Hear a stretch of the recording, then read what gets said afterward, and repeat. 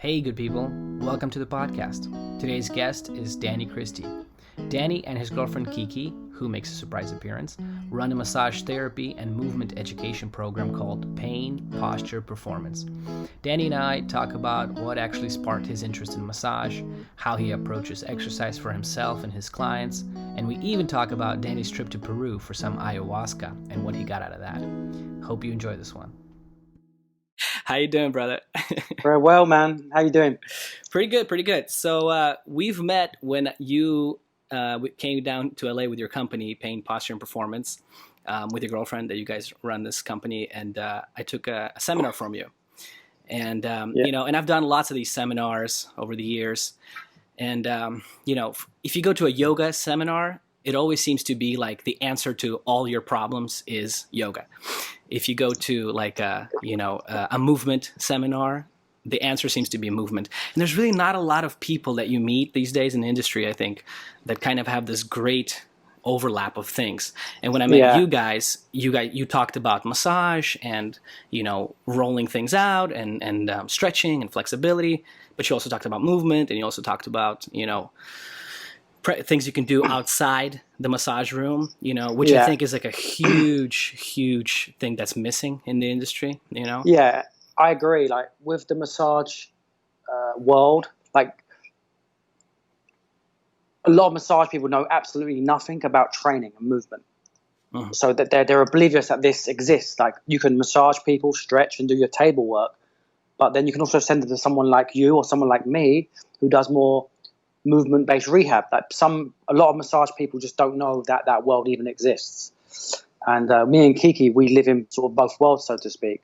Uh-huh. So we try and bring all that to the table and let people know it's not only X or Y or Z. There's many things, and we can do many things. We don't have to be pigeonholed into just we're a massage people, we're stretching people, we're flexibility people, we're kettlebell people, like we were speaking about earlier. Uh-huh. We can be a little bit of everything. Or if you're not comfortable being that, make friends with people who are.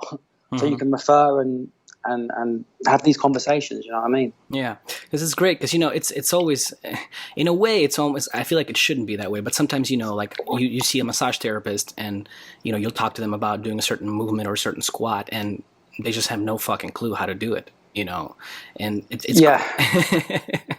or vice versa though too. You do meet a lot of meatheads, right, that are just in the gym and they're pumping iron and they know how to bench press, but like, they have no idea how to just do just a basic stretch. Maybe they hurt themselves and they're always looking for answers.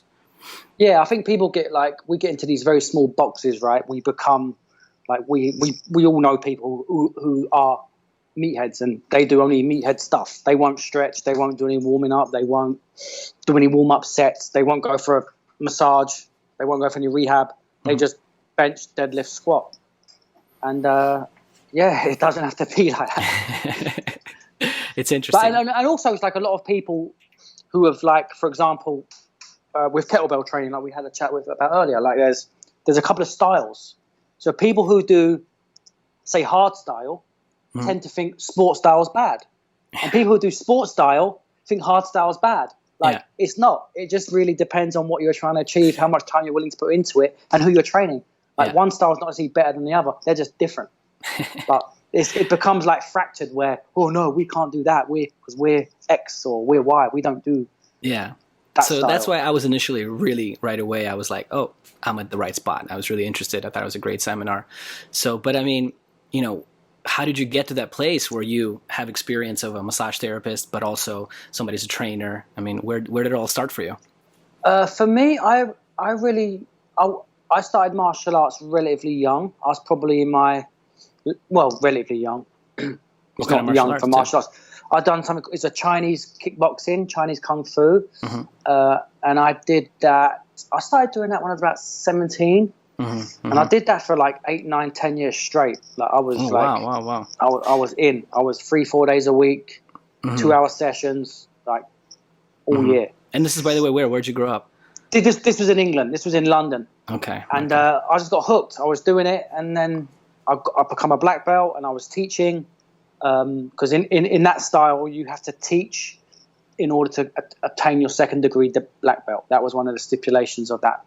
But then one day, man, I woke up and I was going to the gym. And I went to go to the gym. I was like, I'm done. I'm not doing this shit anymore. I can't. I just stopped enjoying it.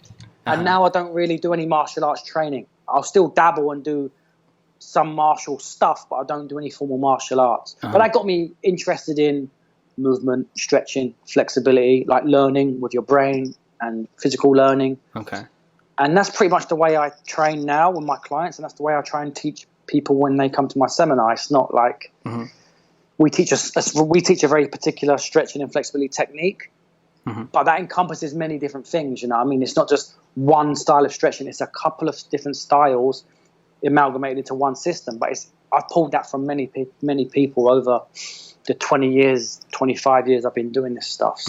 So you quit martial arts, and what happened? So Where did you go then? Let's hear that story. I still and why I was doing martial arts, I was into sort of like weight training, weightlifting, bodybuilding, powerlifting, etc. Okay. Functional training, whatever that means. But more the martial arts style, right? Where it's sort of maybe you're not lifting too heavy weights, kind of Bruce Lee style, or what? No, it was weight training. It was just like real bog standard like weight training, like bodybuilding style actually. Okay. That I enjoyed doing in my younger days. Then I got into. So I was like. Then I went to university. While I was doing my martial arts, I was at university. I went to university relatively late. I went to university I was about 23, 24, about 23. And that's a 4-year program in London. And that's what got me into the massage. Then I was doing hands-on work. So now I was training people while I was at college and massaging, stretching people. So that was like, I was thinking about this as I was like learning formally through college. So why massage? Were you just instantly drawn to it in college, or? Not really. I remember when I was in college and we had a massage class. And you could tell like half the people in the class were very uncomfortable, like massaging another guy's hand. People were just like sweaty, and a lot of people were very uncomfortable touching people. Yeah, I didn't care. Like it didn't fade. I didn't have a problem with it. But like half the program dropped out as soon as that class come on. Like that, they just couldn't handle. But I was drawn to it, and then that became my job. While I was at college, I was a massage therapist in London, and I was working.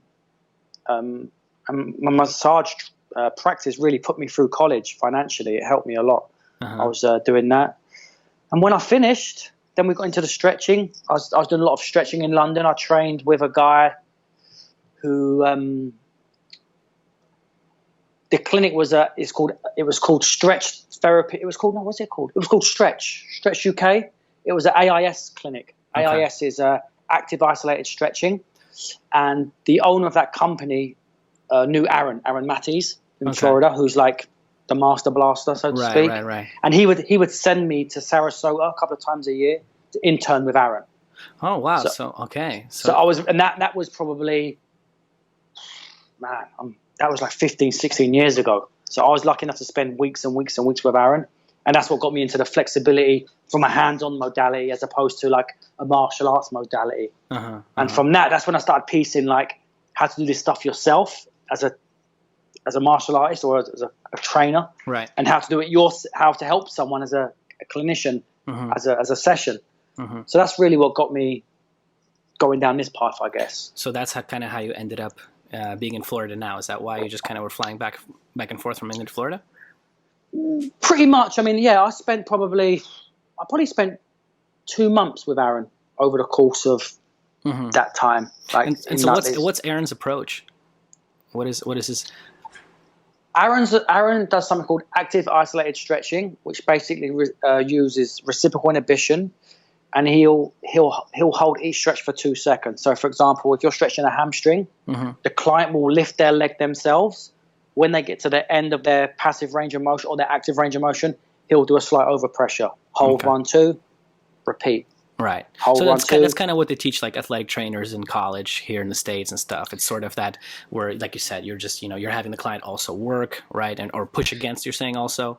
Yeah. Yeah, exactly. So it's an active form of stretching with a bit of it's passive because the therapist does it, but the client is always trying to help using the antagonistic tissue, so the shortening tissue. So if no one's ever took his class, they should definitely take his class if available. Where does he teach in Florida still, or where? he's getting old now, and I don't think his health is as good as it once was. But no, he still teaches in Sarasota, I believe. Sarasota. And there's other people who teach his method around the country as well. He's good, really good. Yeah. So just to go back, so when you were back in England, so you were working as a massage therapist, and you were doing. So that's sort of around the time you stopped doing martial arts. Yeah, you started. No, that was before. No, that was a bit before. I was working as a massage therapist when I was about 24, 25. Okay. Because I was at college when I was 23 till I was 28. So you were just kind of figuring shit out then, huh? At that time. Trying to, right? So I'm kind of imagining. So was it kind of like a Green Streets hooligans kind of lifestyle? You know what I mean? Exactly that. Exactly that. Did you have a football team that you followed or what?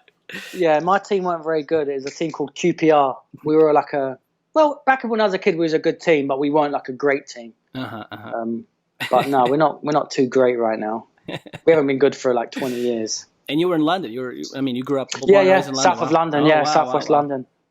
Okay. Have you been over there? No, mate. No, I gotta go.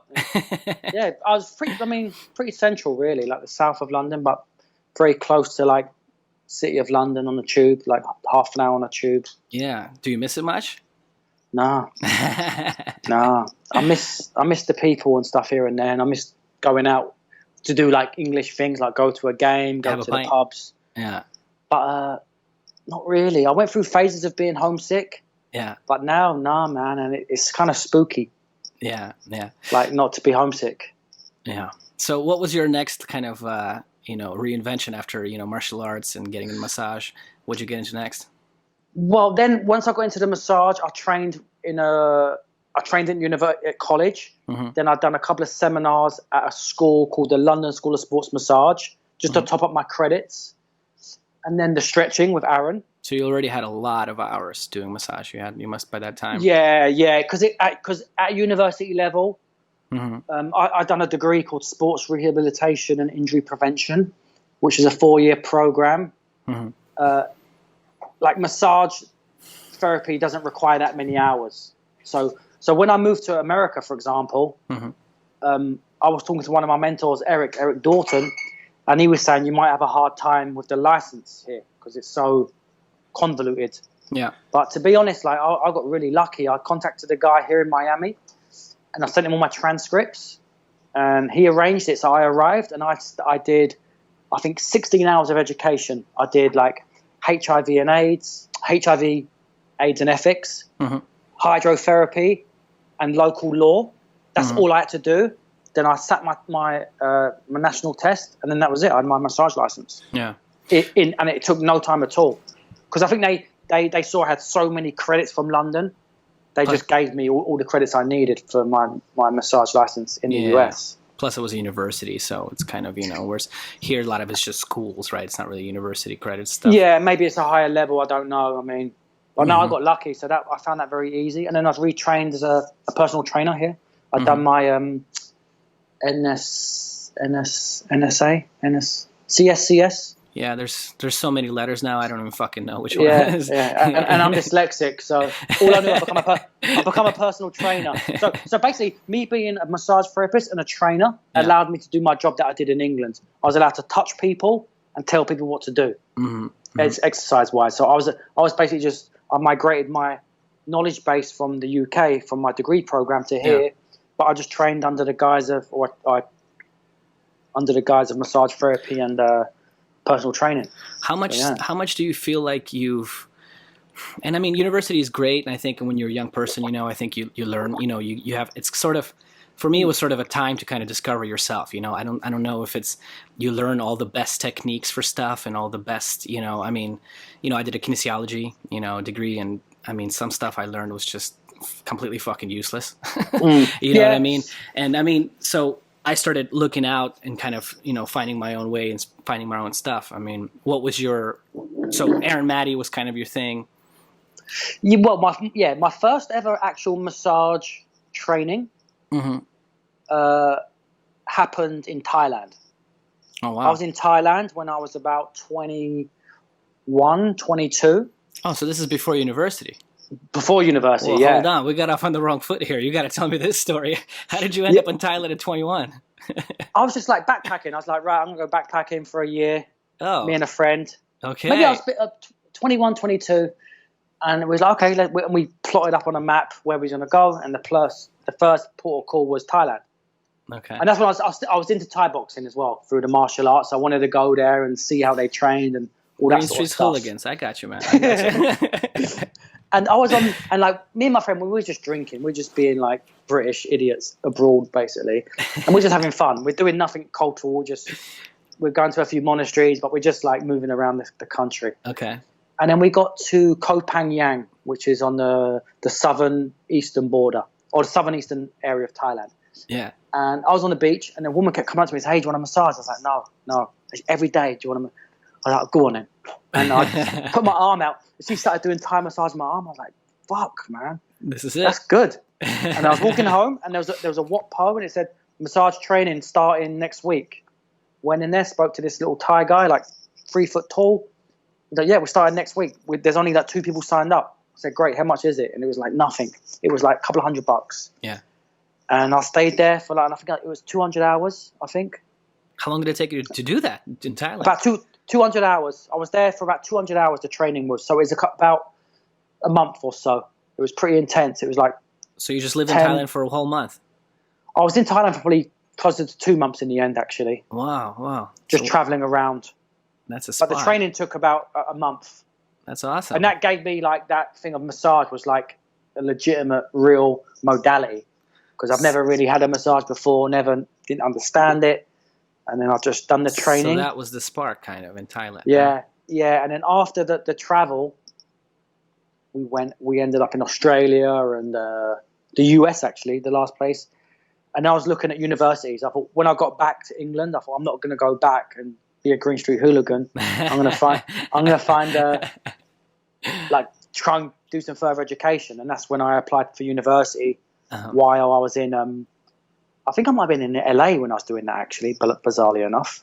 I think it's in LA. I thought it was your first trip here when you guys came out when I met you. No, I was in LA. I was in some dorm, and I was on something called UCAS. Okay. UCAS is it's called UCAS clearing. It's where you apply for universities after the fact. Like they let like the brainy kids in first, then the dregs like me sneak in the back door, and I snuck into a program, and it was like that was it, man. I remember once, and I went back, and you don't get accepted immediately. I was working with my uncle. He was paying me like £30 a day to carry bricks up ladders all day. So you have this. It's called a hod. Okay. You put the hod on your shoulder, and it's like a small box, and you basically put bricks in it, and you walk up the ladder, give the guy the bricks, walk back down, repeat, and it's all day. And my phone rang, and it was the university coordinator, the course coordinator. Yeah. She said, we've seen your program. We're going to provisionally give you a place on the course. Because I had no real formal education. I didn't really, I want a superstar student, but the fact that I was a mature student, had some experience is how I kind of got in. She said, we need to invite you for an interview, and if you do one interview, you're in. I said to my uncle, won't be in tomorrow. Did you drop that fucking hot on the spot? Yeah, and I never went back, thank God. And then, university, man. But no, it's really the Thai massage in Thailand that really opened my eyes to this could be a thing. Yeah, like, and so, ongoing. there's so many spots in LA that are a Thai massage, or even just across the country. I mean, and what's how is Thai massage different from other massages, from Swedish massage or Russian massage? What would you say is the big difference? Thai massage, they don't tend to use as much oil. Like, it's not like a sliding massage. It's more pressure. So they'll use they'll lean into a body part using their palms, their knuckles, their fingers, their thumbs, their instruments. And it's more sustained pressure. And then they move up the meridians and down the meridians and across the body with a lot of stretching as well. So they follow the meridians. That's kind of also And when they map those meridians, they follow like the acupuncture lines, and they follow the trigger points, and they follow these things. But no one knew this, but that's how they seem to work. Right. So there was maybe some ancient wisdom somewhere that all these things tend to. Same with the anatomy trains, they all kind of intertwine and with the meridian lines and this stuff. Right. Wow, the meridians. Yeah, I don't know. I mean, how much of that stuff you think is legitimate, and not to say, because I think everything is legitimate. Everything has some truth to it too. It's just, I don't know. I've gotten some acupuncture treatments and sometimes they're great. Sometimes they're, it's a hit or a miss for me. Yeah. Like a lot of the meridian points from, I'm not a meridian point expert, that's for sure. But a lot of the points coincide with like Travell and Simmons trigger points. And a lot of those trigger points, like for example, I think in the leg, there's a point called spleen 5. That's near the VMO, but that happens to be around about the point of the it's called the adductor hiatus, where you have a big opening, a big foramen, a big nerve, a big vessel, a big lump of fascia. So when someone pushes on it, is that a meridian? Is it a trigger point? Is it that hiatus? It's funny that it's all kind of in the same spots. You know what I mean? So it could be just a semantics kind of thing too there going on, right? They could be talking about the same thing, but using different words. Here's Kiki. Hey, Kiki. Say hello. How we doing? It's Kiki's birthday. It's your birthday today? Happy birthday. You're interrupting my birthday celebration. Oh my God, I had no idea. I'm just kidding. So hold on. So you're a Leo, I'm a Leo. Everybody's a Leo, huh? Oh wow, that's crazy. Fuck out of here. I had no idea. No wonder we get on so well. All crazy. What you guys gonna do for your birthday today? Just go out for dinner. What you got for dinner? Chill. Things are open in Florida, huh? Ish. Masks kind of thing. Yeah. Outside. Yeah, masks. But gyms are open, eh? Yeah, you have to work out with a mask though. Oh, you guys are lucky. They fucking closed everything down here. Everything. Oh, really? Everything. They reclosed the gyms? Everything, Ouch. dude. Everything. I mean, they have like bars open outside, but nobody's going. It's just weird. Can you go and walk out in the park? Yeah, but for a while there, they were like, if you go to a major park, they have cops sitting out there, like making sure. I don't know what they're making sure of, but they're just sitting out there watching everybody. Oh, it's weird times, man. I don't know. I think I'm moving to Florida, guys. Yeah, come to Florida, man. Do it. I don't know. California is going fucking nuts lately. Oh man. Well, I heard a lot of people are leaving California, right? Lots, yeah. Well, I heard also that they're doing power shutdowns. Is that true? Oh, you're saying like if the people are having parties? Yeah, how fucking stupid is that, huh? Yeah, they said that if somebody is having like a big gathering at a house, they're gonna shut down the water and power. Yeah, but I was hearing on the NPR that they're doing like actual power shutdowns to try to save power and all this crap in California. Well, thank God I haven't experienced that yet, but I haven't heard that. I don't know. I try to stay as far as I can from the news and all that too, by the way. Yeah. So Good. I don't know. This is live on the podcast, by the way. Oh, good. Yeah, cool. it's gonna be great. It's fun time. Yeah, Kiki, tell Kiki, you got a minute or no? Yeah, no, that was Danny's phone. How'd you meet Danny? How did I meet Danny? I met Danny through a mutual friend that did acro yoga with him, and I was doing yoga teacher certification with her. Okay, nice. So she introduced us. And so you guys started doing acro yoga together. Yeah, not really. Danny we just doesn't met, look. but no, we didn't. We weren't. Once or twice, we can't do it together. Yeah. I'm pretty good. Oh, she's you do pretty that good. thing that couples do, like, oh fuck, what the fuck are you doing? God damn it! Right? We can't do acro. We don't. I just can't do it. It just don't work. Oh, Yeah. you mean you don't like acro or what? No, I do, but when we're doing it together, it's like when you dance with you have a partner you can dance with, one you can't. We would go to the park and be like, okay, here's your acro partner. I'll be going there Talk with to you my later. acro Are partner. you one of those couples? I see. Like you Yeah. work out separately. You can.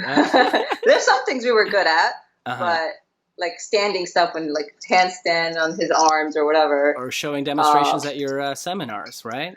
Well, yeah, exactly. Great at that. It's the best. But it's been like 3 years since we've done acro. Probably, That's yeah. 3 years. What? But I Since see we've you. done last time. Yeah. So you're just mostly into Danny's mostly into kettlebells, and what are you training like? these Yeah, me, I just do weights and yoga. days? Weights and yoga. Yeah, Easy Pretty stuff. good though, wasting yoga. he only does kettlebells and club bells. That's about Indian it. clubs. Indian club bells. Well, That's it. okay, And we'll body get, weight- we'll get and into body weight that. training. We'll get into that. But I'll let you fellas keep talking. All right. And body Thank weight you. training. Thank Nice you. to see you. Happy birthday. Enjoy your day. Thank you. Okay, boss. Where are we I'm at? back. Yes. Where were we at? I think well, like the whole Thailand thing and training, doing the stretching, and then I worked in a bunch of clinics in London. Mm-hmm. I worked at a couple of soccer clubs in London, Mm-hmm. and then I got the opportunity to move here. And it's like, okay, let's go for 2 years and see what happens. Mm-hmm. And that was 12 years ago. 12 years ago. And you moved straight to Miami. Straight to Miami, yeah, from London. From the southwest of London to Miami. That's a bit of a difference. Yeah, it's a big difference, man. A big difference. I'm American now, pretty much. So I have an American passport. You got your passport now. You got your dual, huh? Nice. Me too, man. Yeah. Yeah, represent. Yeah, so yeah. That's always good. I mean, this is home now, so Yeah. I'm not going back anytime soon. Well, if shit goes wrong, you can always go back to. You have a passport, right? So shit's going bad over there as well, though. I think people think it's an American thing. I think there's a lot of stuff going bad in a lot of places. So yeah, man. You have to pick your base and just see it out and see what happens. Yeah, I guess where shit goes worse first, that's where you'll avoid. Me too, man. Yeah. Okay. Exactly. So and when you moved to the States, where did you started doing massage therapy? You started doing stretching, training? That's what I got my massage license and I got my personal training license. But that took about 8 weeks or whatever, 12 weeks maybe. Okay. So in between then, like I couldn't do anything. So I found a job actually working in a very small gym here. That was like you didn't need a qualification. Well, in the US, the whole gym qualification is a bit weird. Like you don't need to be a qualified personal trainer to be a personal trainer. So I worked in a training gym and they insured me and they certified me. Yeah. So it allowed me to work. Yeah. In America, it's all about insurance. I mean, basically, it's all about insurance. You could be the worst fucking trainer ever, not knowing what you're doing. But if you pass that, whatever, certificate that the gym can use to give you an insurance card or whatever, you're good. And so... Exactly. Yeah, and that's pretty much what happened. But it was kind of a good experience because I got to work with American people in America and just to see the vibe, because I was used to training in England with English people and there was a certain way of doing things. And I was training in this little gym and I stayed there. I actually ended up staying there for about 2 or 3 months, maybe even 4, and earning no money, of course, like $15-16 a session. But it was just a good experience. And from that, working in that gym, one of the clients, who's still my client today, said her husband has a hip issue and he needs to be massaged, he needs to be stretched. Can I do it? I was like, yeah. And he would come to my house and I'd work on him. And then he would have a friend, hey, can you work this? Can you work on my friends? And now I've got 2 clients coming to the house. Then I left that gym job and I went to another gym job and I worked there for a year. And it kind of like the massage thing just kind of snowballed. So then I stopped training people. I was just doing purely hands-on therapy. Okay. And I had no gym. And I was pretty much full-time within about 6 months. I was seeing like 20, 25 people at home. So just word of mouth. You must be good. I just met 2 or 3 good people, you know what I mean? And them 2 or 3 people send you 2 or 3 people, and then that's how it works. Or how it should work. For some massage therapists, it's kind of hard, right? I think they end up in big massage, what do you call them? Places where you get massage, like saunas like a spa, or spas where you get burnt stuff. out. Yeah, and it's going to take a big cut out of there, don't they? But also, what happened, what was good for me, so I was seeing clients who would come to me for low back pain, for example, and I was doing my soft tissue work and I was getting them doing some activation drills and just getting them moving a little bit in this small room. I was like, listen, like, you're good. Like, we can keep doing the neuromuscular work, the myofascial work, the stretching, and keep doing like the rehab, but you need to train. I'll find you someone. Okay. Ask around. Couldn't find anyone. I'll do it. So now we're doing like strength training. We just need to train, but we need to treat you well because you've still got issues. So we need to train. And that happened with 3 or 4 clients. Like, now you're good. You just need to train. Right now, you've got no problems. We're just going to lift weights. I'll find someone. Couldn't find anyone. So now I've got clients today that have been through that whole process with me, and I still see them 2 or 3 days a week now. I've got 5 clients now, 6 clients today, not right today, but this week, who I've been seeing for 12 years. And they've all started with me, soft tissue work, rehab, activation stuff, corrective stuff, functional stuff, and now it's just an amalgamation of all. They train. Yeah. So eventually, beginning, it was like, with your clients, it seems like so your initial, kind of go-to was like Thai massage and stuff that you learned in university, right? Thai massage, general like deep tissue, like sports massage, neuromuscular work, and flexibility training. Table. table flexibility work. Mm-hmm. So have you ever gone beyond that, learning other things that you've kind of implemented in your own work?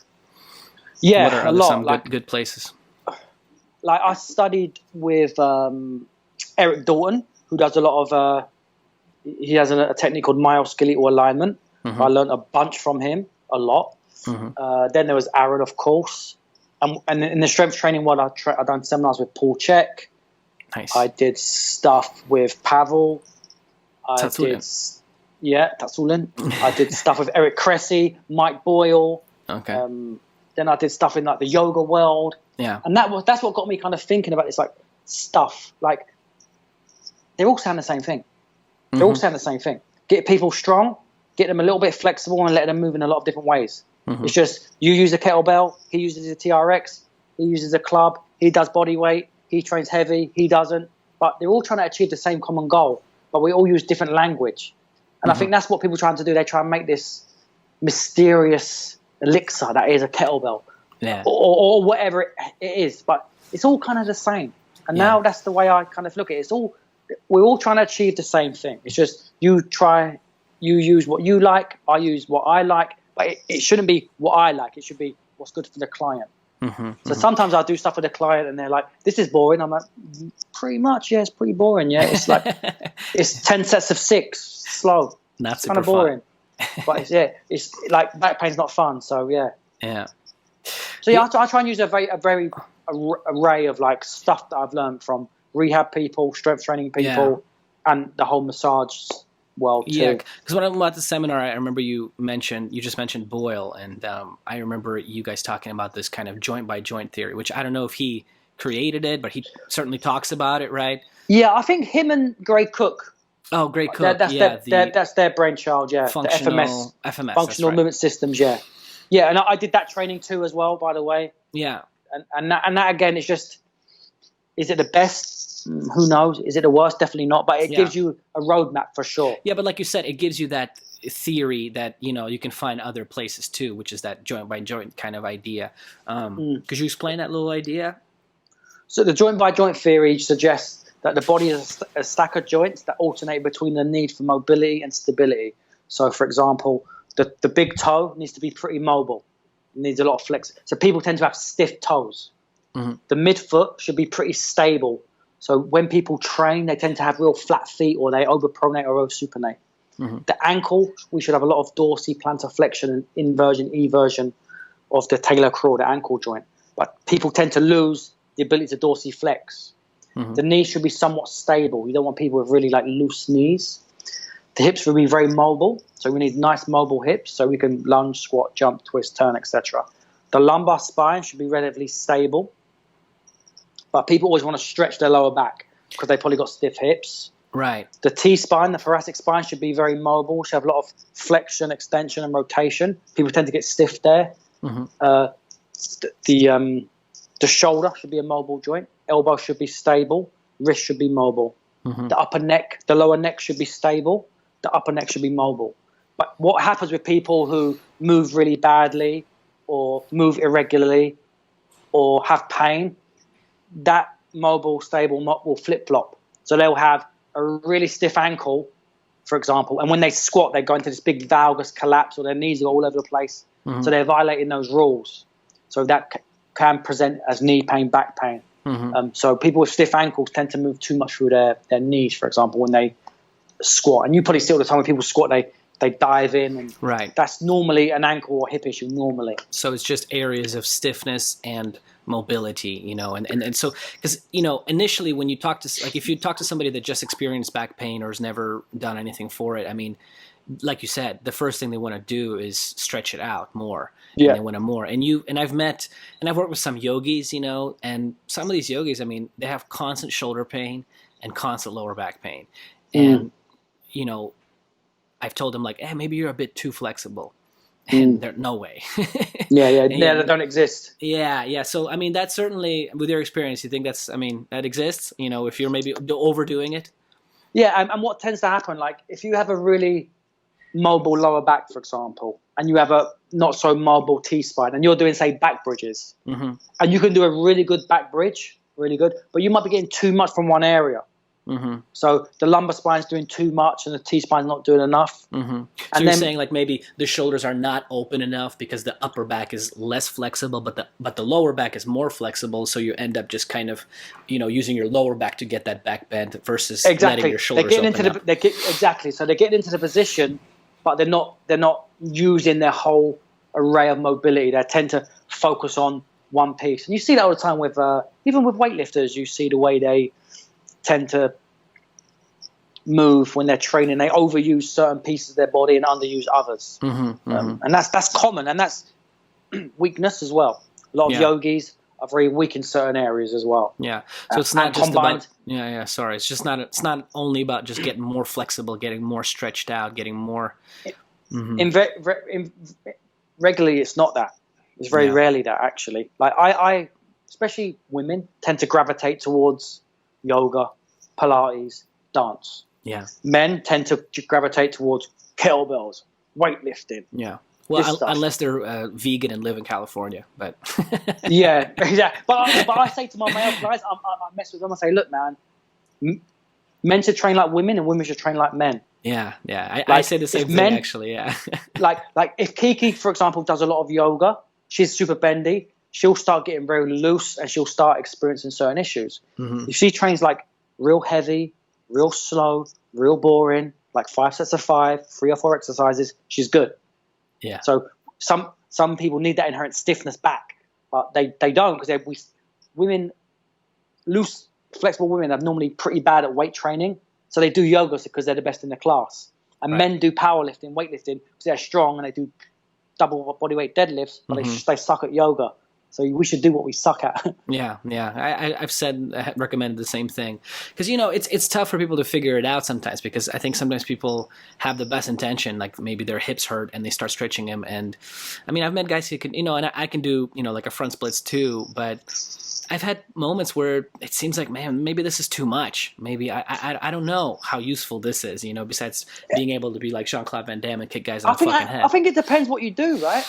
It depends what your sport is, and depends how you train. Like if you need that range of motion and you're using it in your practice, then you should have it. But if and it depends what you're dealing with. Like if you've got like severe low back pain and you want to do the splits, maybe you shouldn't want to be doing the splits if you've got a real bad back. You know what I mean? There's no doing the splits is not going to say cure you of back pain. You know what I mean? Right. Like people think flexibility is like be all and end all, and it's a big chunk of training for sure, but it's not the only piece. Right.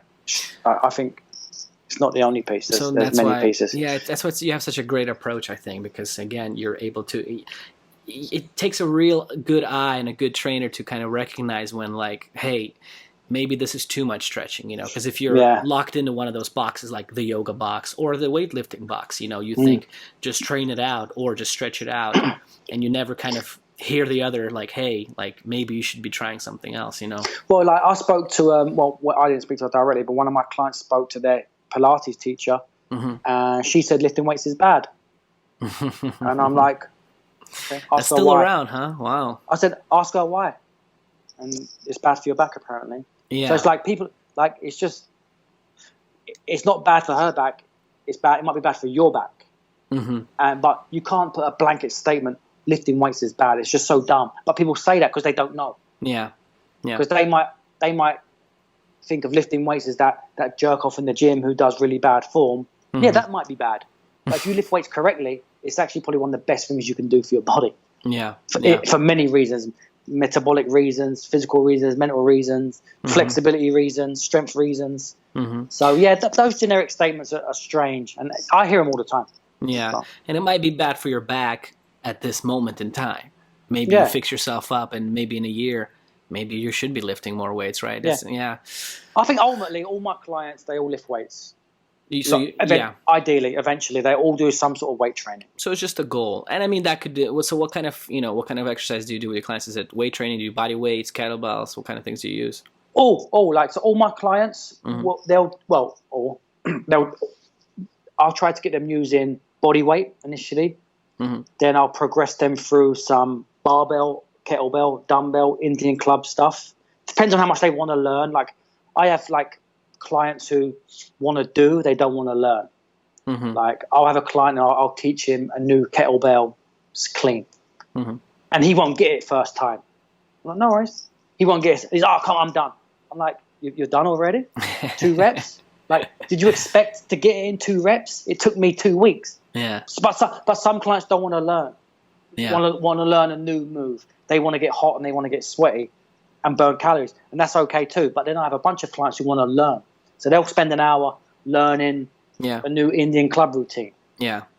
So I think, and I don't force my clients to always learn something new, but once a week I'll throw something that they haven't done before, for sure. Like whether it be a new pattern or a new pattern of movement, just to keep them focused. Yeah, because I get where they're coming from, because I've also certainly been guilty of this too, where I've had overcomplicated clients' training programs. You like try to teach a 45-year-old guy that's like fucking stressed out and going through a divorce, try to teach him like a snatch, you know? And he's like, dude, just, I just want to work out and go home, get some tea and go to sleep, Yeah. And that's okay too, but because right. like the client doesn't have to snatch, right? We don't have to have clients snatching, but it's a good goal. But I think that comes with like experience, right? Knowing when to spend some time really coaching details, as opposed to, hey man, just let this guy do push-up squats and jump up and down for half an hour, getting really tired, and he's happy. Yeah. So there's a like not every workout has to be perfect. Yeah, because I'll see trainers all the time. You can kind of look at their clients in their face, and they're just like, "What the fuck am I doing here?" They're just bored.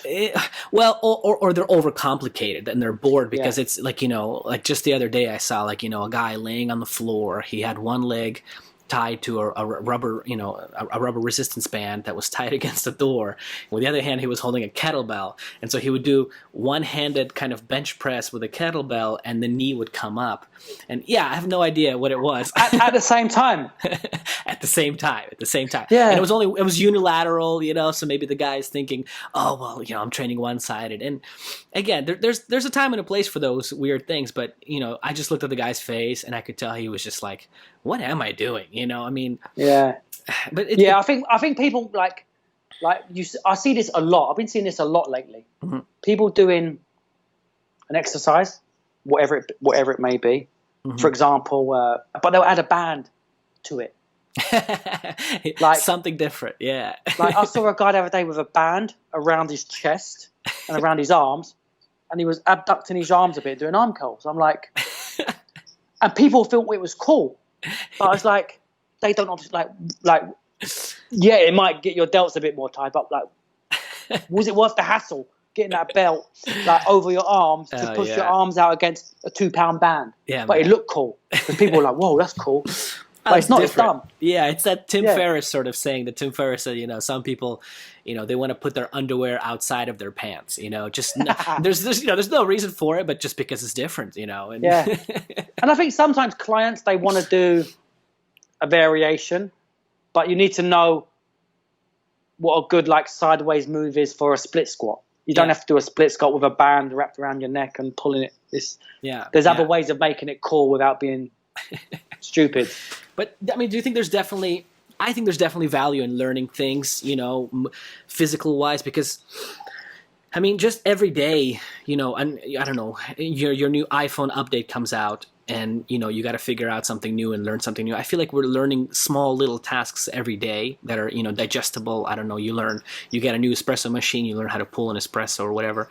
But I feel like with physical stuff, we don't do much of that anymore. Yeah. And like you said, then there's the other side of that where people just want to go to the gym and do the same, 3 sets of bench press, 15, then pull downs, 3 sets there, then squats, 3 sets there. And they just do that over and over and over and over again for years.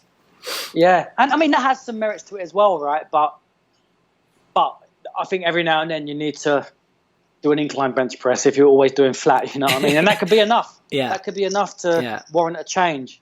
But some people, like we said, some people really don't want to use the bandwidth to learn a snatch. They just want to just stick with doing shoulder presses.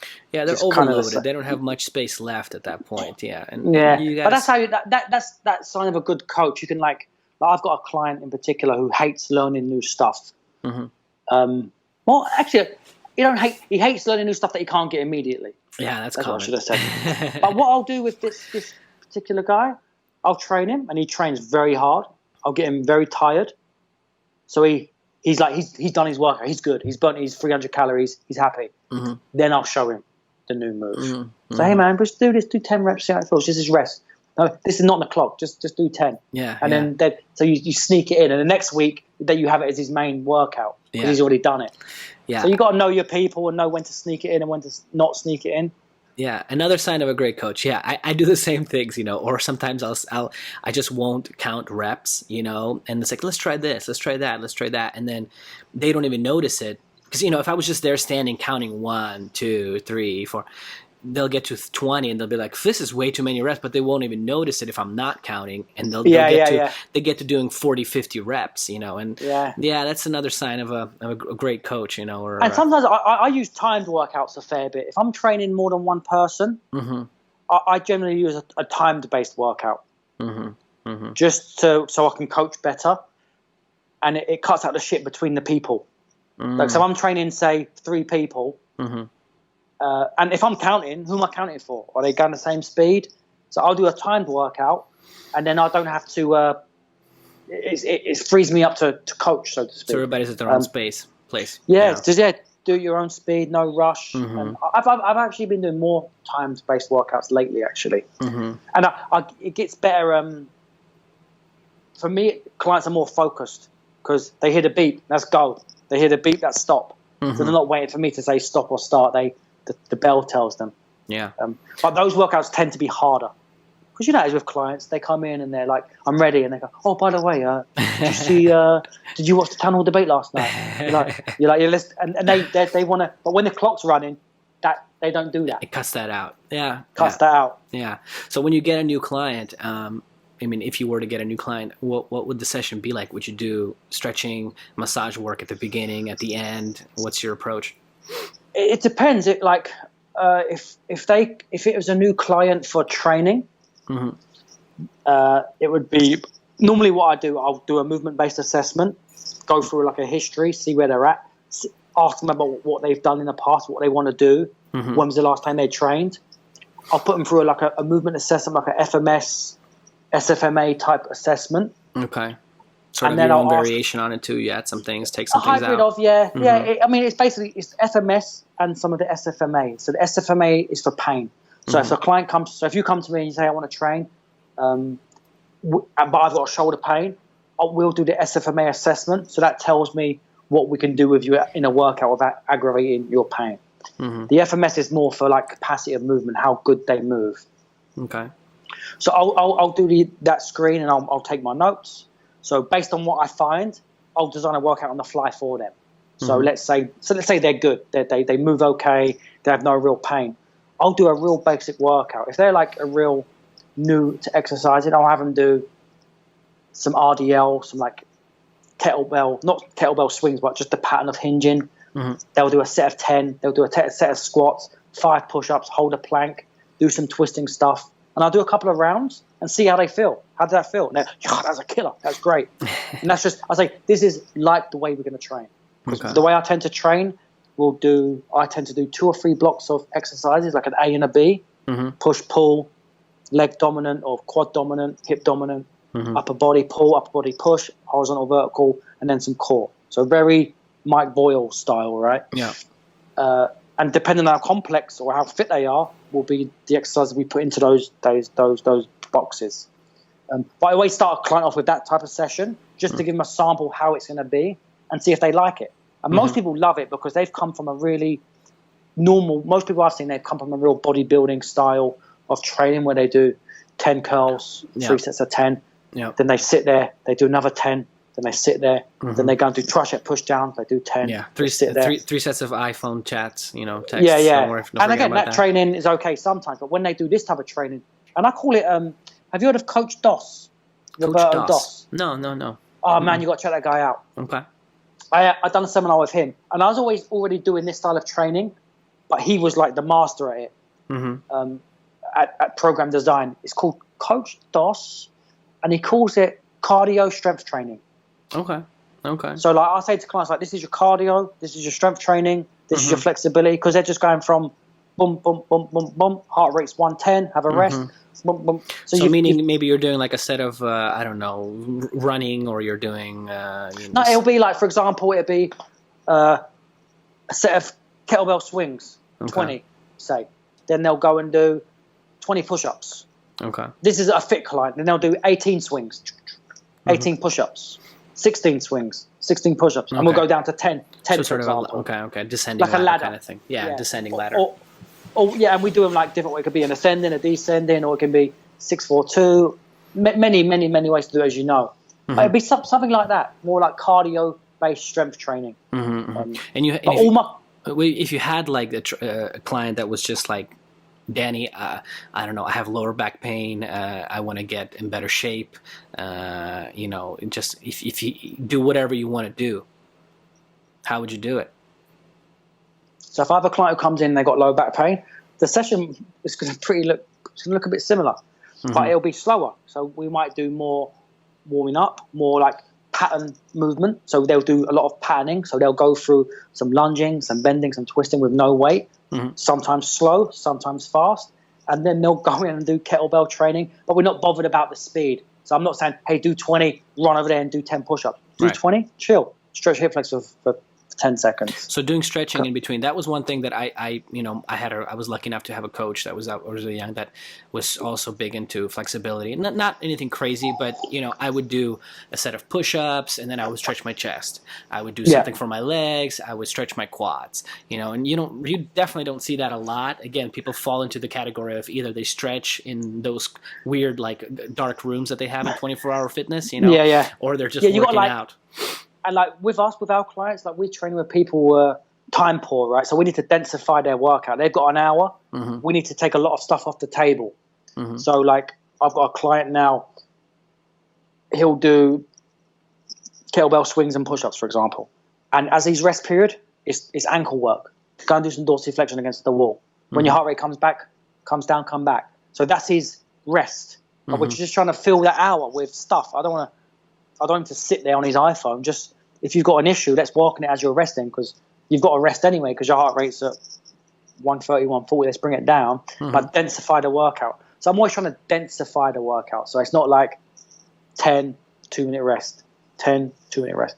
Although sometimes I do that because I still think people need to lift heavy, lift slow, and sit down for 2 minutes in between sets. But that's a hard sell, actually. You have to really convince clients to do that. Yeah, I have a harder time doing that training with clients than training we've just been talking about. Because the clients are like, what's next? Nothing. That's hard sit for down. A lot of people. Nothing's next. 2-minute rest. Nothing's next. Yeah. And they start jumping like, chill, man. This ain't CrossFit. Like, relax.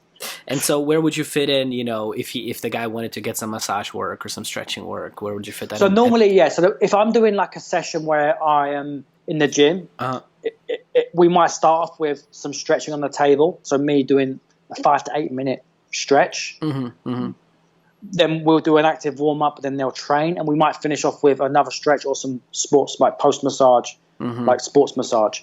So that'd be at the same session. So it's gym and therapy work. Or it might be I might train a guy Monday, Wednesday it's on the table, Friday back to the work. But sometimes I have clients come in and it's Friday and it's a training day, and they come in and they're like beat, and I'm like, oh, come on, man, let's just jump on the table today, like you're done. Stretch, and it will just be a stretch/massage session. Yeah, and you said so. I do a standalone sessions and a hybrid, like a bit of both. So basically, however people's schedule works out, but you do some stretching between. You said before, working out and stuff. Yeah, but not all the time. About 50% of my sessions, and now less actually because of the whole COVID thing. But normally only about 50% of my sessions I'll put my hands on people every session, about half the time. And so if you have you just have your own pure massage clients kind of thing. Yeah, but I have massage clients who I never train. I train people that never massage as well, actually. But then half my clients are like hybrid. They do a bit of both. Yeah. So the massage world is also a complicated world, just like the training world, I think. there's a lot of different approaches to it, and there's a lot, there's schools that say that's stupid, and there's, they're kind of in between, fighting. What's your approach to doing a massage session? As imposed, how does it look when someone comes into me for a massage? Yeah, like if you're just doing a massage. Again, like it depends, like, because I don't have many people come into me for an hour full body massage. I do about 5 to 8 of those a week, if that. About 5 a week, where it's just a deep tissue, whole body sports massage. Okay. Most of my people is like, hey, I've got a bad shoulder, so it might be, okay, we're going to focus on this part of the body, and I might do like the upper body whole massage. Then the next week they come in, I'll do shoulder, then I might focus on their legs. Yeah. But most of the focus, like half the time, is on their problem per se. Then the rest of the session is on the whole body. So I don't normally do like whole body Swedish style massages. Which again shows that you're intertwining a lot of things, and that's what makes it kind of your. Yeah, like I said, but I do that. So I've got some friends who don't do that. I'm too cool for that. I don't do that anymore. Like sometimes like that's what the person needs. If they got a bad shoulder, they're stressed to the eyeballs. Yeah. And you dig around in their subscap for 2 minutes. You do some levator work. Then you do a nice, good, high quality, slow, like sports massage. That might be what they needed. They needed just to relax, decompress, and you'll find spots that you might not have found if you've done only like a specific spot treatment. You know what I mean? So. Yeah, because the average trainer sometimes I think a lot of trainers are starting to kind of look at other things, because again, it's like people just only use what they know, So I think I am meeting a lot of trainers that are starting to go outside their kind of practice and to maybe learn myofascial release or whatever. Well, I think more trainers are looking into the massage world than the other way around. Than vice versa, yeah. Yeah, in my experience. Yeah, I think you're right. Yeah, I think I agree. Because I think. Like massage people, they're talking about foam rolling, voodoo bands, active warm-ups, all this like cool stuff. But massage people aren't talking about that as much. Massage people know about foam rolling and stuff like that now, of course. Yeah. But I don't know if they understand about like the fundamentals of training, like the basics, like push, pull, hinge, squat. Probably not. They don't know that, but that's basic stuff. Well, it's not rocket science. It should be basic, right? But even if massage therapists just understood that concept, then they know a lot, and they can help themselves and help a lot of clients. So that's something they should definitely be looking at. Yeah, I think so. Yeah. Massage therapy is being encroached by the trainers for sure. Yeah, which is good. Yeah, seems like massage therapists, they'll pull out stuff from like the Kelly Starrett kind of world, right? With foam rolling and voodoo bands. And I mean, what do you think of that stuff? How useful is that stuff? It has. I think. I mean, everything has its place. Yeah, it will work with some people, but I don't know if like smashing your calf with a lacrosse ball is the answer. But I think it's good that it's getting people. The thing I do like about it, you have to do it. I can't do it for you. Yeah. So it gets them participating in their rehab. Right, which is good. On the other hand, though, yeah, it's just I'm meeting so many people that are, like you said, they're just, well, either they're torturing themselves by smashing a lacrosse ball into their mid-back or whatever, or they're just laying on the foam roller for about 40 minutes and then they're working out for 10 minutes, and I'm just like, you could have just worked out for 30 minutes and just, and just gone home. You just kind of wasted your time laying on this foam roller thing. I mean, probably the way to go is to find a trainer that's experienced in some sort of massage or some sort of technique to just help with those, because I think those things, I don't know how useful they are at all, honestly. Yeah, I mean, they have some benefit, I'm sure, because you're getting people on the floor. You're getting people on the floor rolling around. There's benefit just to being on the floor rolling around. Mm-hmm. So if I got a client who wants to foam roll, I'll show them a foam rolling routine. Like if they say, hey, Dan, I want to foam roll before I go to bed, great. Hit these spots, roll around, do a bit of this, and I always say 6 to 8 minutes, done. Yeah, If you have to spend an hour foam rolling to go to bed, there's something bigger wrong. Yeah. Because. But yeah, no, I don't foam roll every day myself, but I don't discourage people from foam rolling if indeed they want it.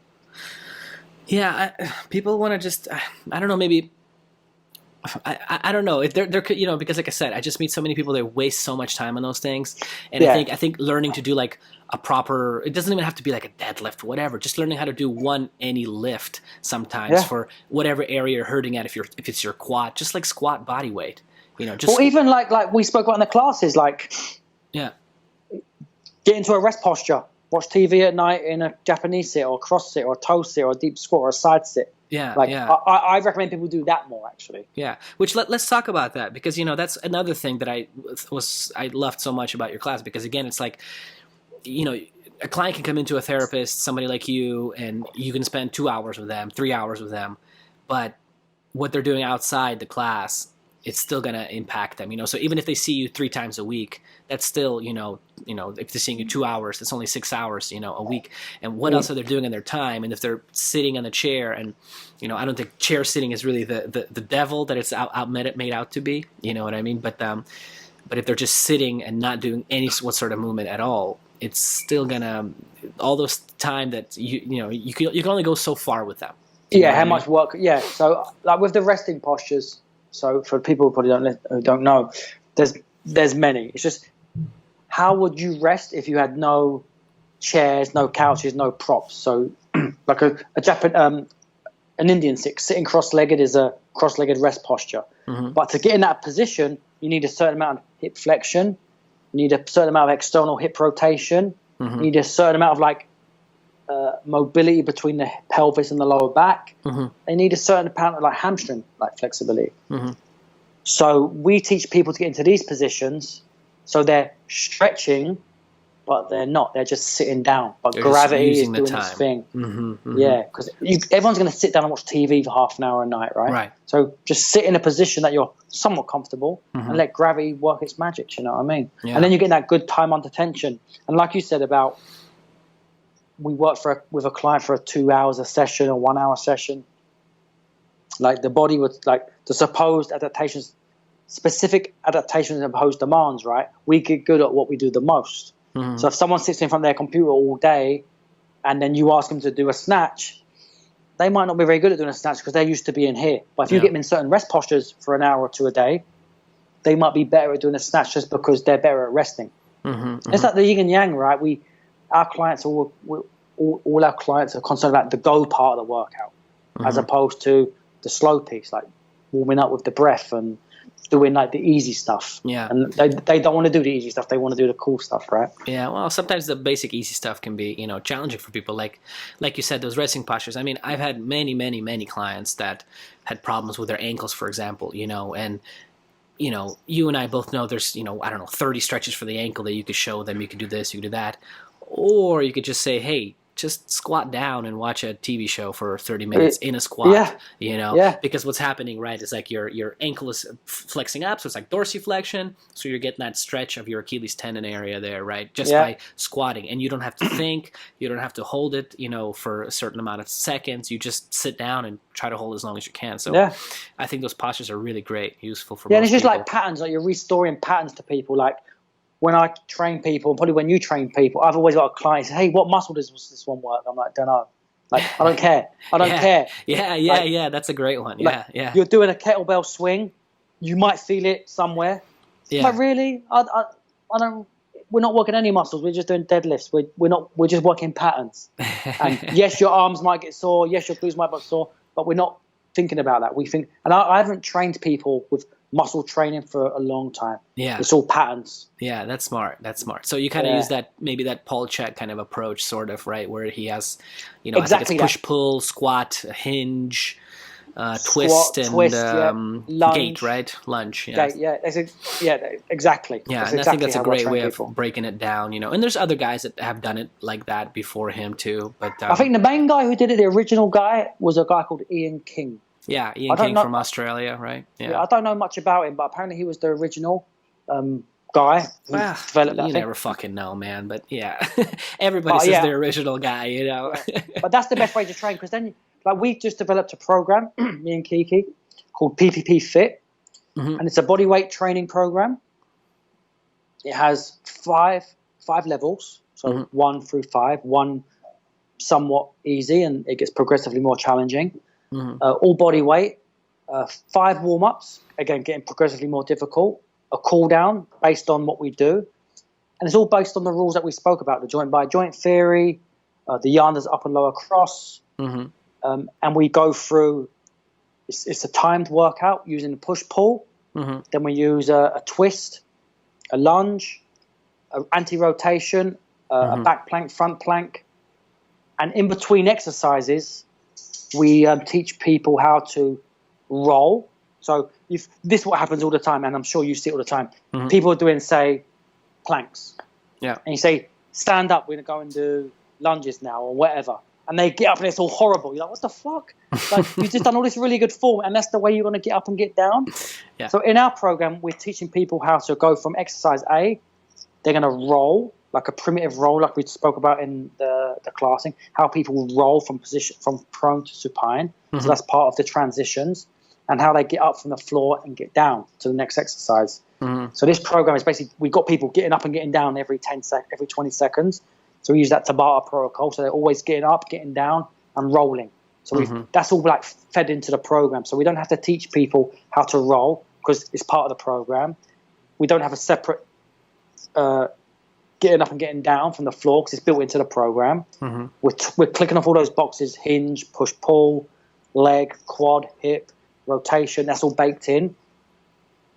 And in between the rest periods, which there's 4 per workout, they do a rest posture. So you do your circuit, rest, do this rest posture, and you do this box breathing. So you sit in a squat, you breathe in for 4 seconds, hold for 4 seconds, breathe out for 4 seconds, hold for 4 seconds, So you're doing all this crap that we think's great, and you do it all in 40 minutes. Yeah. That's the future. Yeah, that's the future. We'll send you that. We'll send you that program and.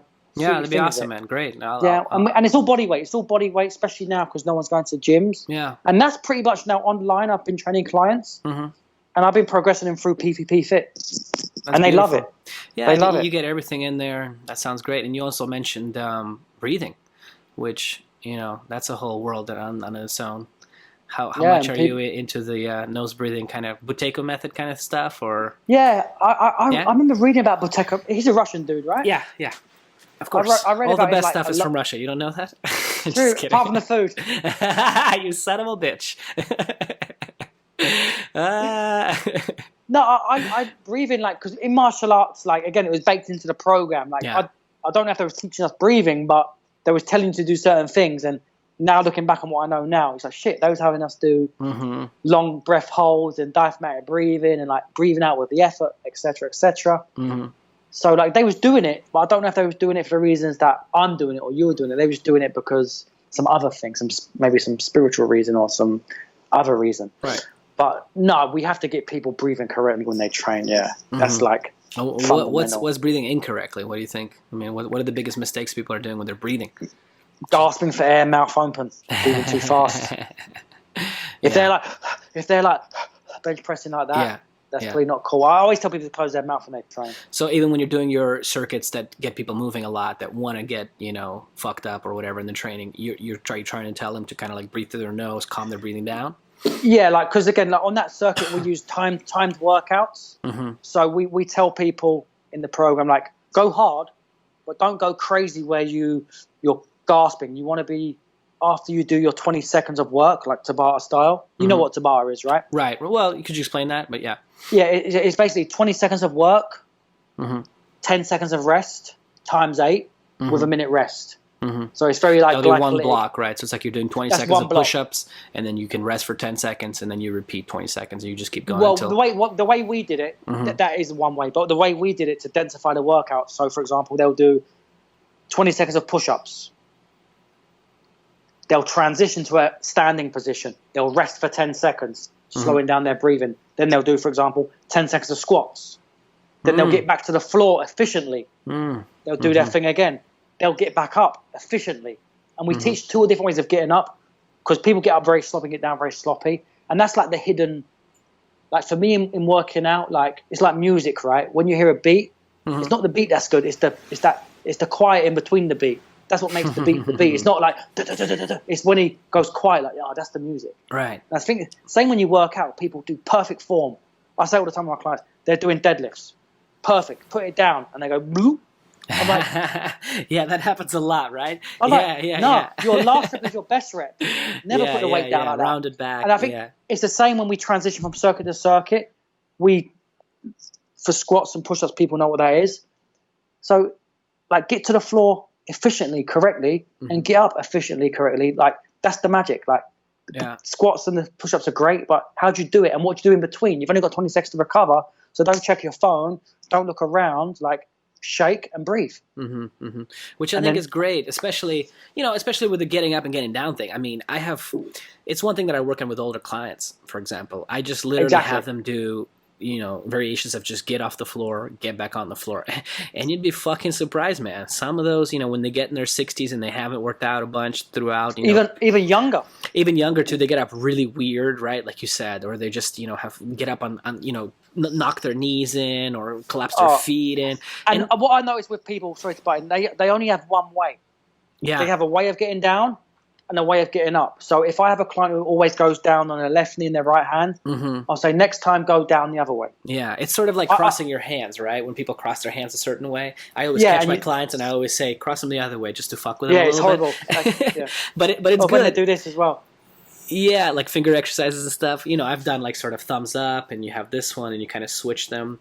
I think it's great stuff. Do you do anything like that with your clients, like sort of games? I think you're doing so much with your clients though, so that not that intricate, maybe. Like I'll do some mobility stuff with clients. Yeah. I think the Indian club stuff for clients is enough for their brain. But with the getting up, getting down stuff, by the way, I was at a seminar with Dan John. Do you know Dan John? Yeah, big guy. Yeah.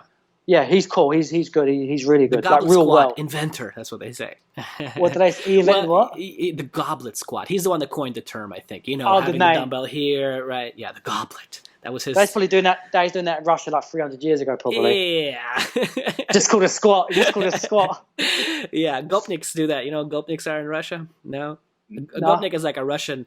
It's a Green Street hooligan. That's Russian version. They wear the Adidas pants kind of thing, and they'll squat down by the subway or whatever and smoke a cigarette while they're sitting in a squat. So perfect. That's a functional human being.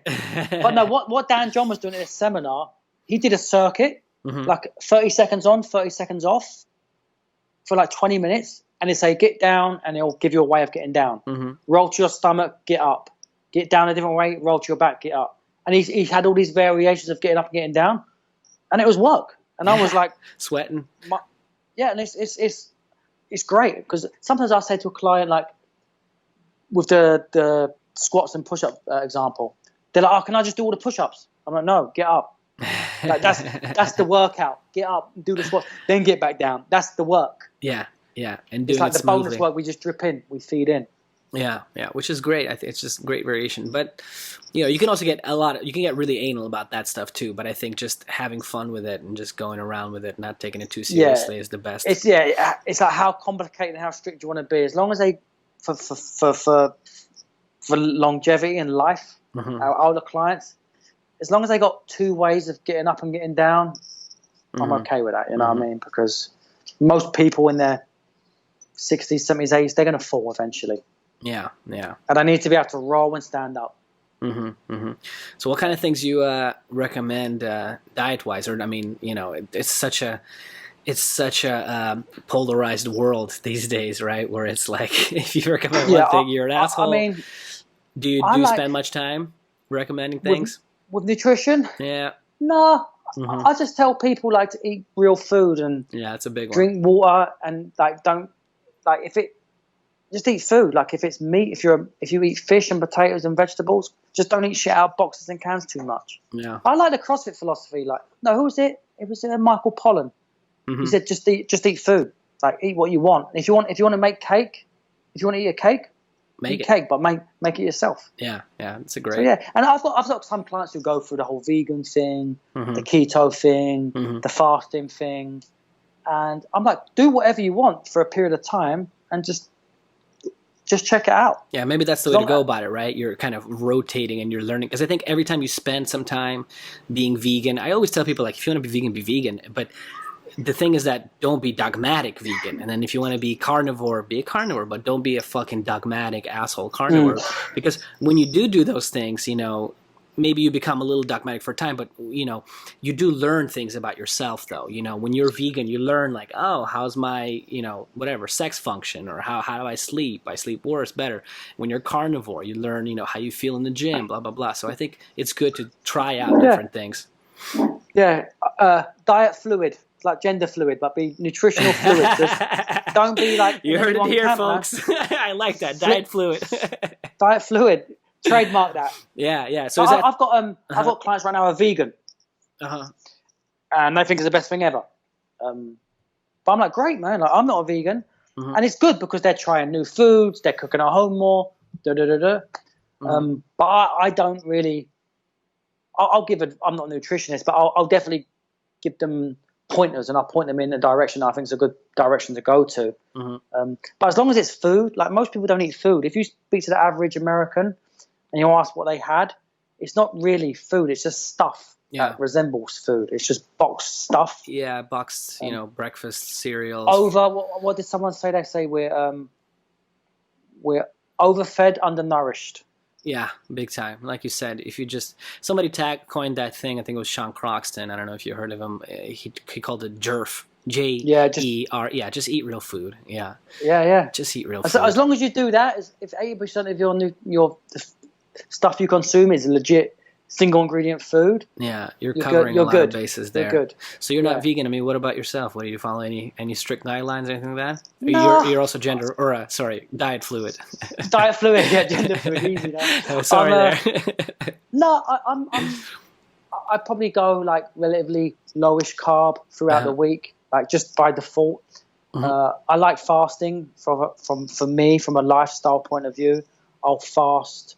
I'll do like one meal a day, a couple of days a week. On the days I'm really busy, one meal. House. Wow, that's yeah. Okay, kind of not every day. Not every day. On Mondays for sure. On Mondays, because I'm out of the house all day, I'll take a load of water, and I'll do that on Mondays most of the time, and I might do it another Wednesday.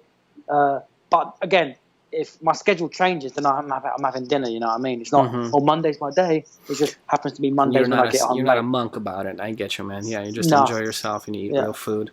Yeah, man. I think, if fasting's part of your gig, you can try it. Some people hate it. Kiki hates it. She never fasts. She fasts in between lunch and dinner. Where'd you pick up fasting from? Did you book or something like that, or your time somewhere? Where did I pick up fasting?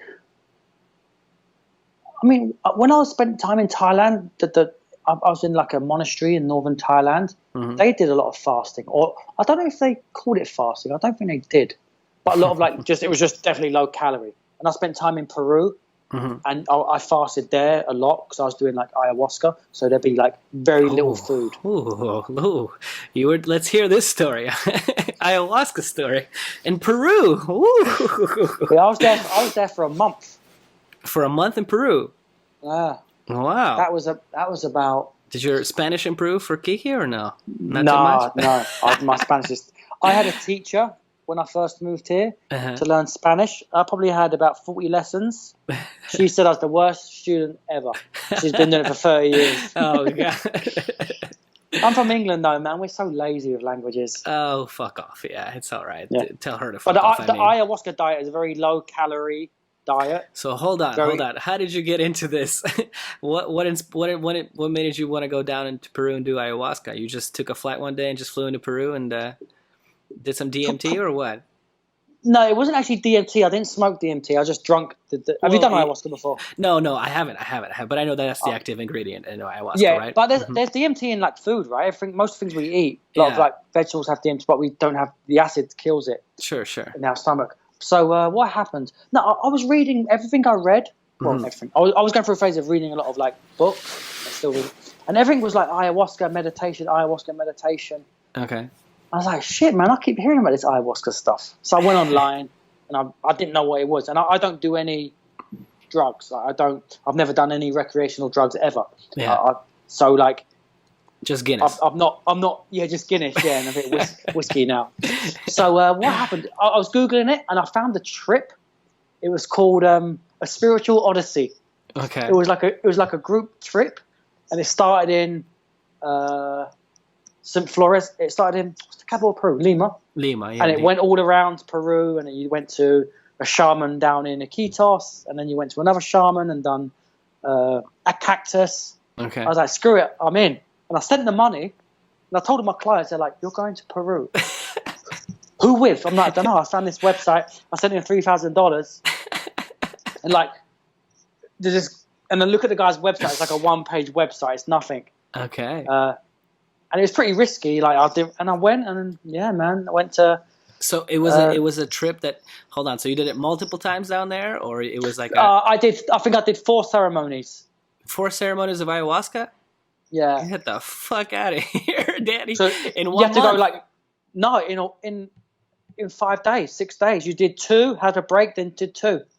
So was it like a center you stayed at, or was it Yeah, specifically yeah. for that? Is that what they do there? Yeah. I mean, okay. It was like we went to Iquitos, which is Okay. in northern Peru, Mhm. and then you get on like a long boat, and you're on the boat for like 4 or 5 hours. Okay. And you walk into the jungle, and there's like an outcropping. There's like it's called a maloca, where you do the ayahuasca ceremony. It's like a round room, Yeah. and you had like these little, like a small huts just sporadically throughout the jungle. Yeah. And that was home for like 8 days, 9 days. And so you were there with just a bunch of other people that wanted to do ayahuasca. Yeah, just a bunch of randoms. Wow. And so how was the experience? I know it's one of those things that's probably indescribable, they say, huh? But, No.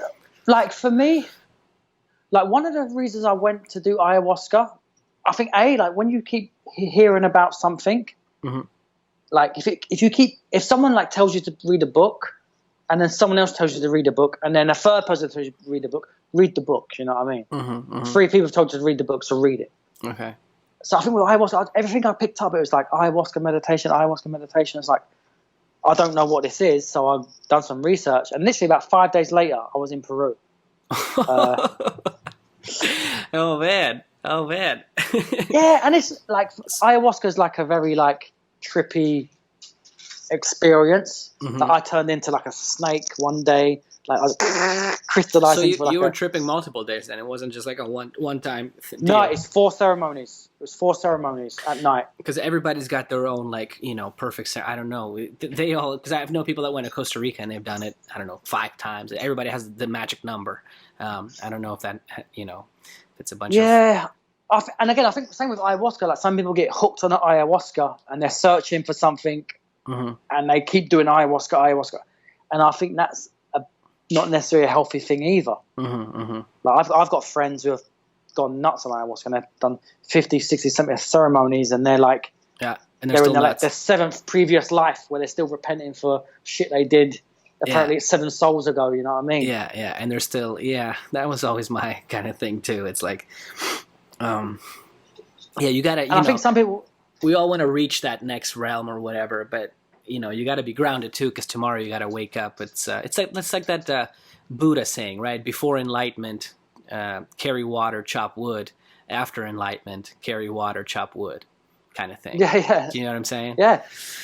And I think like with ayahuasca, like they say it teaches you lessons. So did you have that experience? And yeah, like for me, like with teaching, like I don't know if I don't think I told you this at the class, but like teaching for me is something I didn't want to do.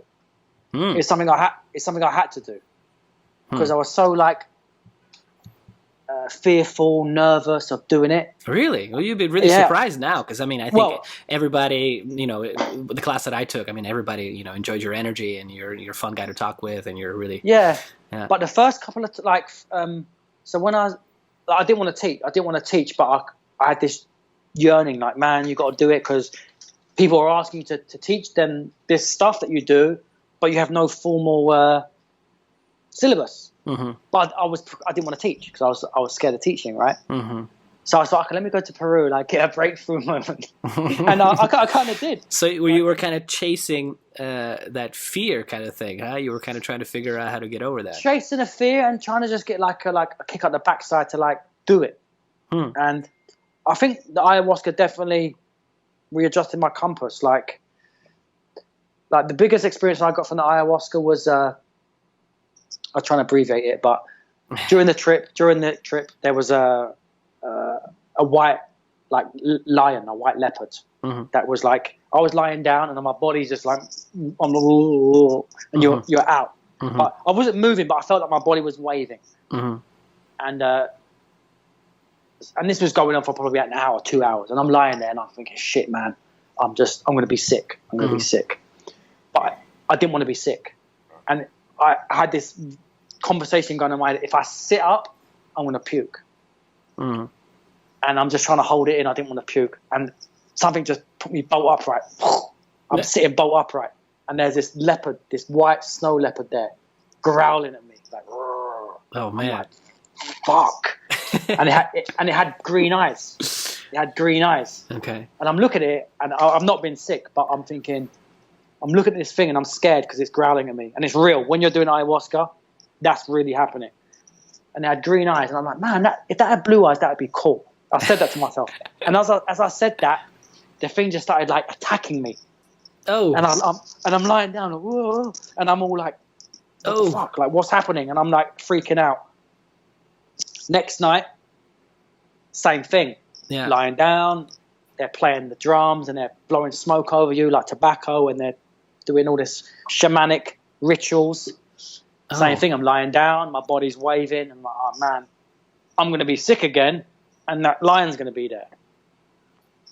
So I don't want to sit up. And I sat up, and the lion, the white tiger was there again. And I'm like, fuck, like, what do I do? So I like that fear. I'm like, okay, I can either run, i.e., and it's going to attack me, or I can ask it to change, and it's going to attack me again. So I didn't ask it to change its color of its eyes. So I'm like, okay, let me just embrace it. And I'm like, I'm starting stroking this lion, and it's real, it's happening. And it lied down next to me. I'm like, oh, that's cool. And I'm stroking this thing, and I'm lying down. And the lion's like lying next to me, like this tiger. I keep calling it a lion. It's a tiger. Yeah. And every time you're on the white, every time you start getting a bit crazy, because you get a bit lucid, of course, I stroke this thing, and it kind of like calms me down. I'm not freaking out. Because in this room, there's 30 people crying, puking, defecating on themselves. Like, and it's happening like within feet. So I'm just got this thing next to me, and it's keeping me chill. Mm-hmm. And then 3 or 4 days later, I'm like, the ceremonies are done. I'm like, I wonder what that was. Like, why? And I'm analyzing it in my head. And what I think was happening was that fear, whatever that fear is, which we all have, my fear was public speaking. That fear was actually my foe, but you have to embrace it. Don't change it. Don't try and change the color of the eyes. Don't try and teach via Zoom. No, teach in front of people. So I think when you embrace the fear, it don't exist. It's just a thing that kind of letting go. Yeah, yeah.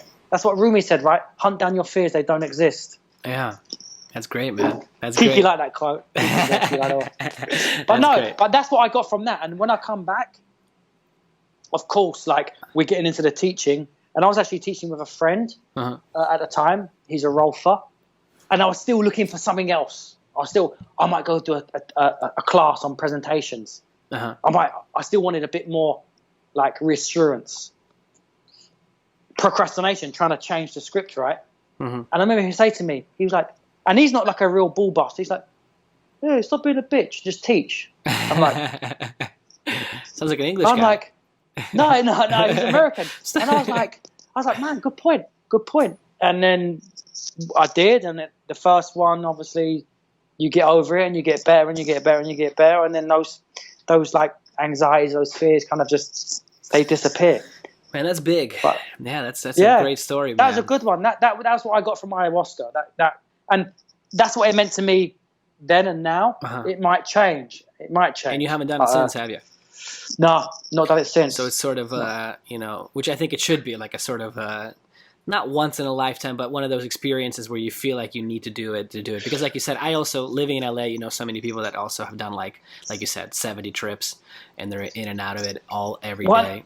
And they just can't get their own way, right? Like also you got to think, like they say with the ayahuasca, they say the plant has to call you. You don't just go, I'm gonna do ayahuasca today because I read it in GQ magazine. Like there has to be a real like I kept hearing it. Same with meditation. I kept hearing about meditation, and then I was like, man, I got to look into this stuff because I just kept hearing about it. Yeah. And so and that's when I started meditating. Meditation practice now? Yeah, I meditate every day. I've not missed a day for like 4 or 5 years. But again, same sort of thing. I kept hearing about it. People kept telling me about it. Then I found a center that was, and I looked on a Google map, and you expand it and you see the pin where the center is. The pin, I kept expanding it. The pin was basically on my house where I used to live in South Miami. So I was like, and the woman, and this is when I met Kiki, the woman who was the facilitator was called Kiki. And I'm like, it's kind of weird. Like the person's literally next door to me. Her name's Kiki. My girlfriend's called Kiki. I don't know any other Kikis. So I did that, and then I've done it every day since. I've not missed a day of meditation. That's amazing, man. So yeah, I think when people if you hear if you keep hearing the same thing, especially with clients, if a client tells me to read a book or watch this movie, and another client says it, I make that my mission for that week to watch that documentary or watch that movie. That's awesome, man. That's awesome. Yeah. No, ayahuasca is cool. I would do it again, but I'm in no rush. It's got to be one of those. It's got to be calling you. Yeah. So you mentioned your friend. That's you said a rolfer, and that also has its kind of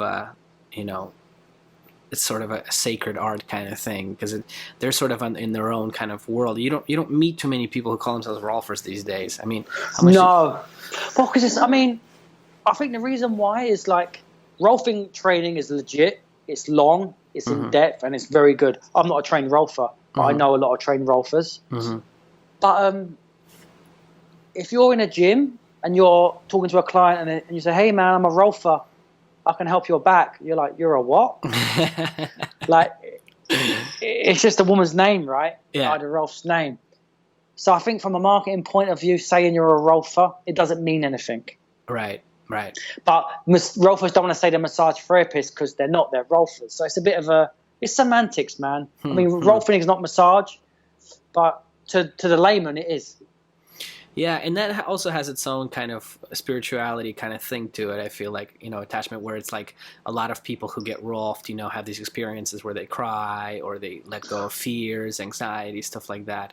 Yeah, so, I've had that with massage. I've had that a couple of times. Not much, actually, but it happens. You might have had it when you're training people. I haven't, actually. But and some people lean into that. In the massage world, there's this whole, like, emotional component of massage, which I don't delve into that deeply, but people do. And that's a whole new thing, right? Yeah. That's a whole new branch of massage, this sort of emotional, psychological element to it. But again, then you're like, how far down the road do you want to go? If you're getting into emotions with clients, I don't know, is that our job? We're not psychologists. Yeah, but what do you think? So it's an average massage. It's a different avenue, I think. I think you froze up there for a second, brother. You with me? Okay.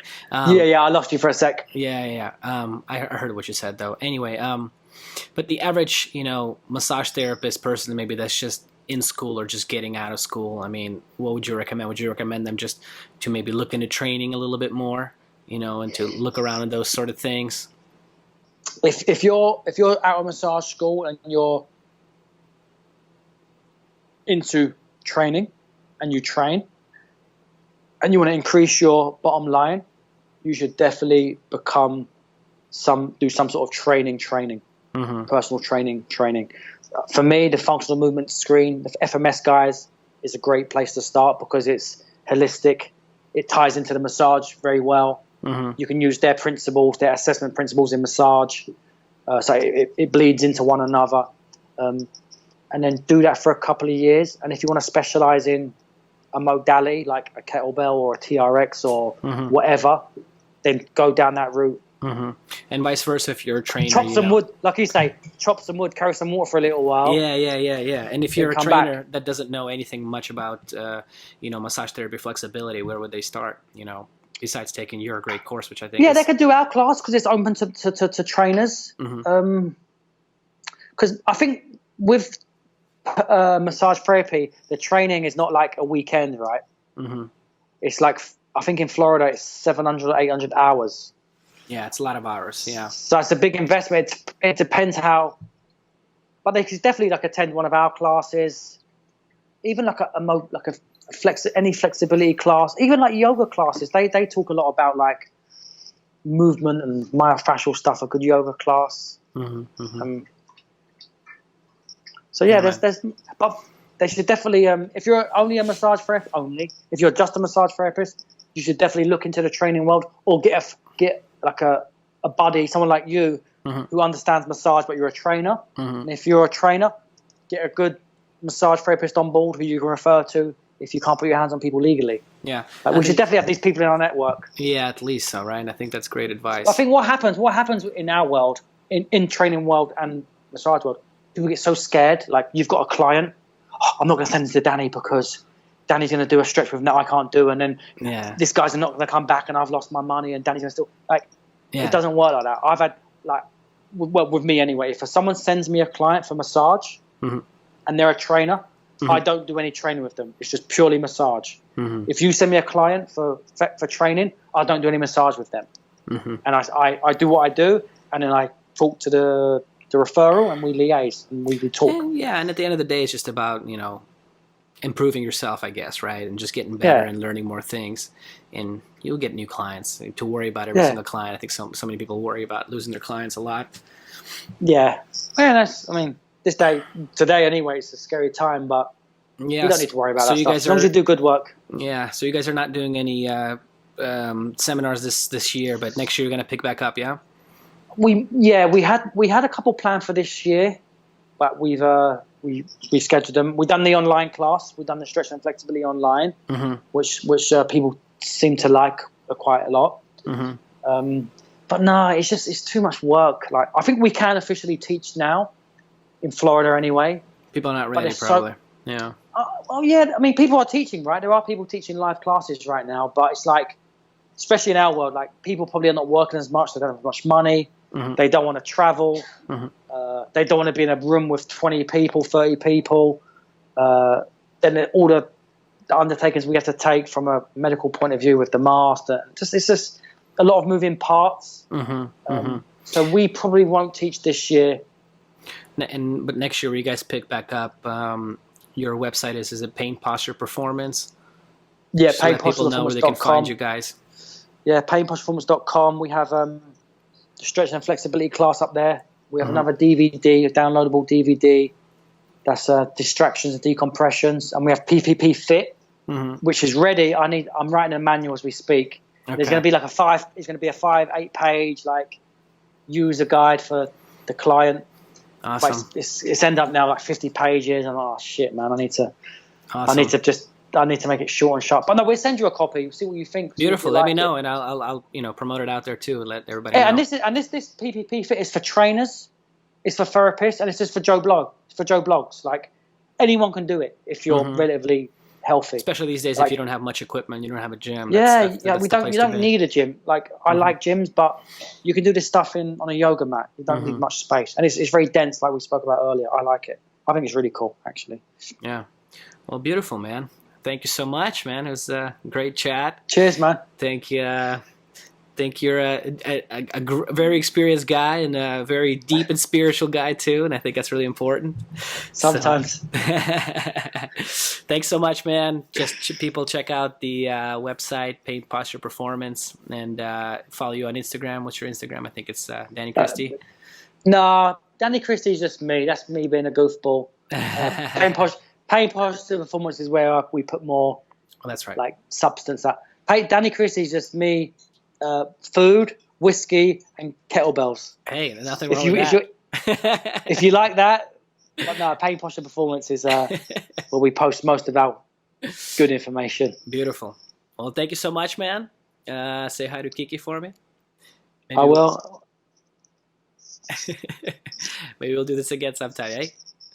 No, we should, definitely, man. Beautiful, brother. Come to Miami sometime. Sounds good. Will do.